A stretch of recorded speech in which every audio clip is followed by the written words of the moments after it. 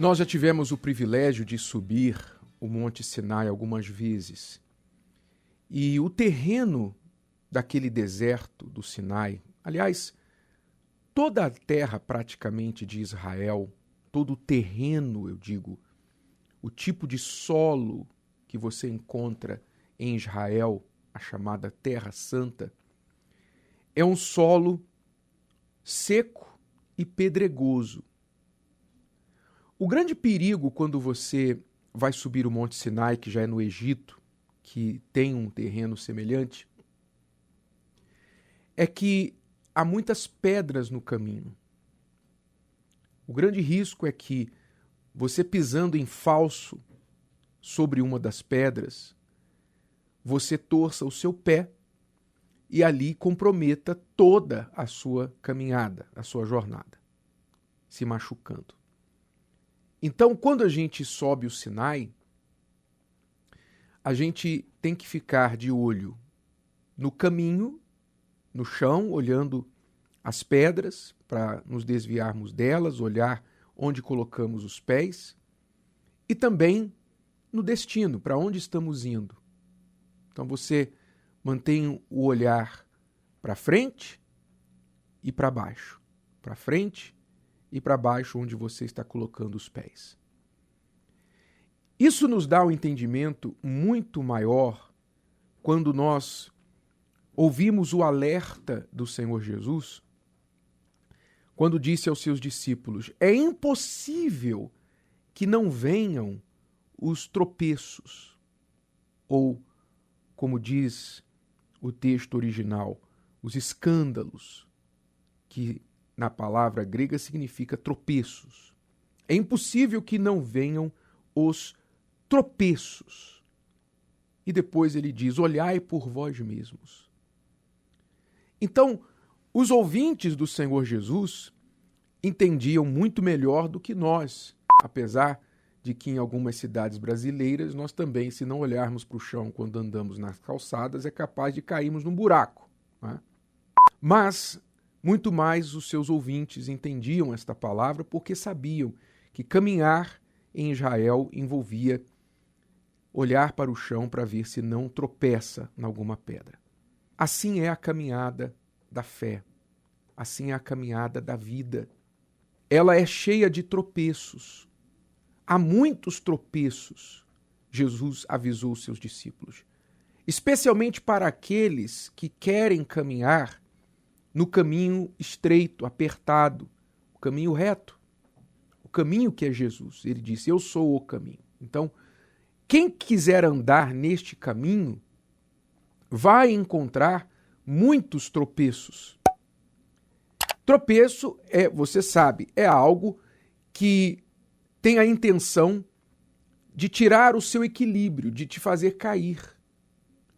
Quando você tropeça numa pedra ou alguma coisa, a primeira coisa que você sente é a dor na ponta do pé e em seguida você perde o seu equilíbrio.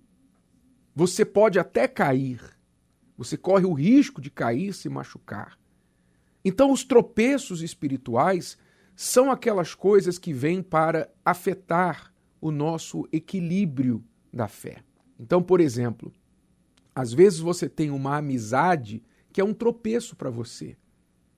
Um chamado amigo, uma chamada amiga, que é uma pessoa que te puxa para um lado que não é bom, te puxa para um comportamento que atrapalha a sua vida, a sua família. Como muitos homens, por exemplo, no fim de semana, deixam suas esposas, suas respectivas esposas em casa, seus filhos em casa, e vão para o bar, vão para o futebol, vão para o seu tempo de recreação com os amigos e deixam suas famílias em casa. Quer dizer, são amigos que tiram o equilíbrio familiar. E você não percebe que eles são tropeço para você. Assim como existem amigas que esta esposa, talvez que nos ouve, nos assiste, tem, que só falam mal do marido, só fala mal dos homens. Ah, porque homem é isso, homem é aquilo. Ah, se eu fosse você, eu faria isso, se eu fosse você, eu faria aquilo. é sua amiga. Você gosta, talvez de longa data vocês se conhecem. Você gosta da companhia dela, mas as palavras, os conselhos que ela te dá são tropeços para você, porque fazem você olhar para o seu marido com outros olhos, te levam para um lugar que você não quer ir. Então, um tropeço é algo que tira o nosso equilíbrio.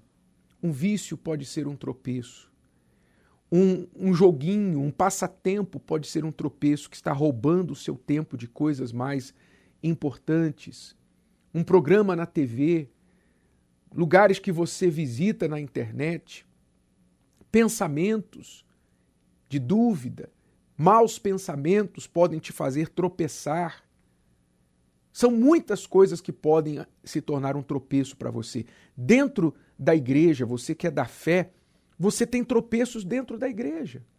Aliás, o que mais tem é tropeço dentro da igreja. Porque você tem que entender, Jesus disse assim, o reino de Deus, o reino dos céus, é como um homem que lançou a sua rede sobre o mar. E, puxando-a, ela veio cheia de muitos peixes. Então ele a arrastou até a praia e ali, abrindo sua rede, separou os peixes bons, guardou os peixes bons e os ruins lançou-os fora. A igreja é esta grande rede. Todos os que são convidados à igreja são pessoas que ou vêm com boas intenções, buscando ajuda, ou com más intenções. Mas as portas da igreja estão abertas a todos. E ai se não estiverem. Mas você tem que entender que dentro da igreja, por todos entrarem, ali há os bons e os maus. Então, você que é uma pessoa que se considera boa, sincera, que está buscando o que é correto, aí você olha para uma pessoa na igreja e ela te dá um mau testemunho. Ela te prejudica, ela fala uma bobagem, ela promove uma fofoca, ela tem uma atitude que nem um incrédulo às vezes tem, e você fica escandalizado. Você fala, meu Deus, como é que pode? O fulano é obreiro, é pastor, é isso, é aquilo. E aquilo pode se tornar um tropeço para você. Porque você estava olhando para aquela pessoa e não olhando para Jesus, nem para o seu caminho.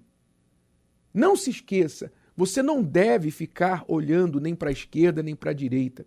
Jesus falou aqui, depois você medita lá, Lucas capítulo 17, a partir do 1º versículo. Ele está falando, é impossível que não venham os tropeços, os escândalos. E depois ele diz, olhai por vós mesmos. Então, nosso olhar tem que ser para frente, olhando para Jesus, porque ele nunca vai nos fazer tropeçar. Nunca você vai ter uma decepção olhando para Jesus. Nunca, jamais. Ele nunca vai te decepcionar. Aliás, ele só vai te surpreender positivamente. Se você olhar sempre para o Senhor Jesus, ele sempre vai te trazer algo bom.